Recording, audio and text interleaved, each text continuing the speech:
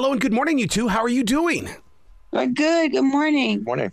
I got to tell you, I'm so jealous of this generation of the WWE because when I was a kid, the only thing that we had were magazines that we had to wait once a month for, and we wanted to know more about Nick Botwinkle and Harley Race and this new guy named Ric Flair. But you guys are embracing our lifestyle by showcasing who you really are.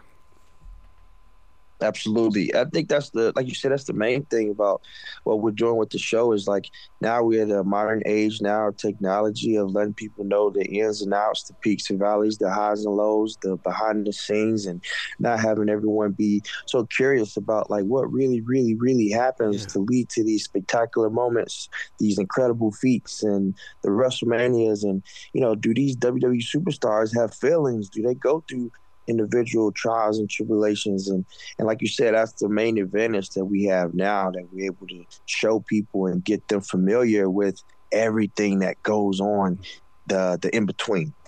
Now, Bianca, one of the things that when that camera's in front of you at all times, I know how I am when I come into this studio. All of a sudden, I have to become Arrow Collins. Do you get to be Bianca even though those cameras are on? In other words, just you and Montez in the way of just, we're just in love, man. Just showcase it. That's really what we wanted to focus on when filming this show. You know, we're so used to having the camera and the red light come on and us being in front of the camera, but we're usually in the ring and we are, you know, WWE superstars and we're these larger than life characters. So when the camera started following us around and all of a sudden this camera was in our living room, for me, I automatically went to go into Bianca Belair WWE superstar mode because that's what I was used to. But, you know, we talked about it and we're like, no, we're not going to be performative. We just want to be us and show a different side of us, the human side of us. And so we really focused on that, of just trying to be real, authentic, and genuine while we're at home to just show who we are outside of the ring. So I think we did a pretty good job at that, and we hope everybody enjoys it when they watch the show. What is the one thing that you want us, the viewers, to take from this show? You know, everything in life comes with patience, diligence, endurance, but love is the one that kind of secures and helps and prevails all. And that's kind of like we wanted to let everyone know. Man, I'll tell you what, I'm so proud of the way that you guys did the marketing on this. First of all, it's everywhere. Everybody's talking about it. And you're also, you're kind of snuggling up to the Royal Rumble, which is just like, oh my God, they are in the perfect position for the entire world to see them. Yes, it's such a great week, especially when it comes to media and the press, and also leading up to our first premium live event of the year, which is my personal favorite premium live event of the year. The WWE Royal Rumble this Saturday, live streaming on Peacock, direct in effect. And then the following week, we'll be debuting the show as well on Hulu. So, like you said, it's just been such a great and fulfilling week. This is, I will tell you, like from the beginning, when we first start talking to each other, falling in love and conversating, this was never the plan. Hey, let's get together and start a reality show and, you know, take over the world and tour the world. It was just love at first sight. It's been love throughout, and now I believe love is kind of like what brought us here. And even now, getting the show is love at WWE. So I guess love is the common trend and denominator that we're going to stick beside. We're going to stick beside it. What's so inspiring about your love story is the fact that you get to share your journeys together. Because I remember when I first met my wife, we've been together for 32 years, and she looked at me and she says, don't give me any of your DJ ego crap. I know people more famous than you. And I thought, I'm with the right person. Because, I mean, you guys got to be in the same thing. When you're in that limelight in the WWE, and all of a sudden you get to go be with your best friend, you get, God, everything, all guard is down, you get to be in love. Yeah, definitely. You know, it's really cool. Like my husband, sometimes he's like, yeah, I see you out there in the ring and you got your glitter lipstick on and your makeup on. And then I come home and I take everything off. He's like, this is my favorite version of you. I like both versions, but this is my favorite version of you. And you're home. He says, because the whole world doesn't get to see this version. This is just for me. Yeah. And now I'm like, well, now we're doing a reality TV show. So, but no, it feels really good to be able to do, you know, what we love with the person that we love, and we get to share the highs and the lows, but you know, we get to come home and vent to each other and talk with each other and enjoy each other. And you know, it's really cool to just be with your best friend and, you know, just be raw and real and that's what we love about the show, that it shows both sides. It shows the WWE superstar, and then it shows the husband and wife, and we're just alone, and like you said, the guards are down.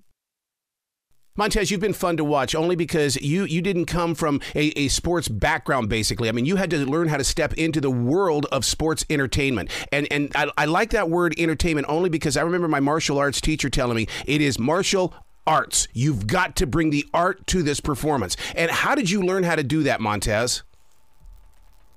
So I did basketball, football, ROTC, and track in high school, and then right after that, I went straight to the military. But even as a kid, I watched wrestling always since I was like a little tadpole. It's always been involved. It was like one thing I could say consistently been throughout my life has been wrestling. Mm-hmm. So and I've always loved movies and music and film. So like I think the art kind of was maybe distilled in me at a young age, without me necessarily realizing it, just having the obsession for like movies and art, yeah. Martin Scorsese, all these different films that come out and how they generate emotions like from their performances. So like, I think eternally it was probably just distilled within me without me realizing. And then, by me being educated and watching wrestling as a kid, I think I kind of understood the environment. But once you get part of WWE and you learn the crafts and everything that goes into it, you learn that intricate part. But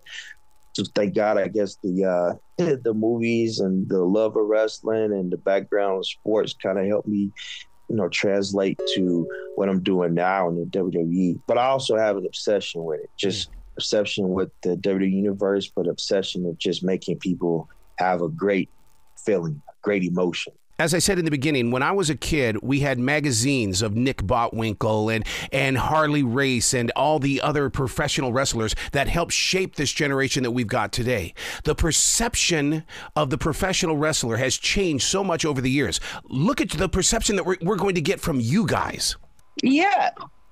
No, for me, I think we both want to go into this just with the opportunity to really show everyone what it means to be a WWE superstar, especially people who may not watch wrestling or may not know a lot about WWE. They may have a perception of what a wrestler is, but showing that WWE has evolved so much that, a lot of times people will meet me and say, "You're a WWE wrestler? You don't like a wrestler." So we really want to change that perception and show them that, wrestling is cool, wrestling's dope, and being married is cool when you find your best friend and find, your tag team partner in life. So I just want them to take away from the show, what it really means to be a WWE superstar, the ins and outs of what we do, how we get to WrestleMania, and just showing that wrestling is for everybody. It's cool, and marriage is cool too. Bianca, part of the professionalism of professional wrestling has always been microphone technique. You are a master on that microphone. Thank you. Yeah, a lot of what we do is getting in the ring and cutting promos. And what's interesting about that is that, we're in there cutting promos for 5 minutes, sometimes 10 minutes, but we don't have a teleprompter. Everything is live. God. So everything it's improv or it's memorization. But it has a lot to do with what we do. It draws the audience in. It gives the dialogue for, the feuds that are going on. So, that's one of our favorite things to do is to get on that mic and drop some bars on the mic. Wrestling is like dancing. There is a story to be told. And when you guys step into that ring, you're storytellers. Yes, 100%. And I'm glad you said that because I always feel like the greatest thing about our profession is that we're able to tell live stories with our bodies and our actions. Like we have our promos and we have the backstage segments, but the match is really where you cultivate and you really, really, really bring in the WWE universe on what you guys have been going through. You can tell your story through, like you said, the art of the acrobatics and the incredible things that we're able to do with our bodies. And I think that's what sets us apart for so many other sports entertainment industries is the fact that we tell these stories and we're able to do these stories in real time using our body. Yep. And I think that's the greatest thing about it. Well, congratulations on Love and WWE. I cannot wait to talk to you guys again in the future. Yes, absolutely. Thank you. You be brilliant today, you two, okay? And keep showcasing your love, man. We need more of that. Yes, absolutely. Watch the show. You'll see a lot of it.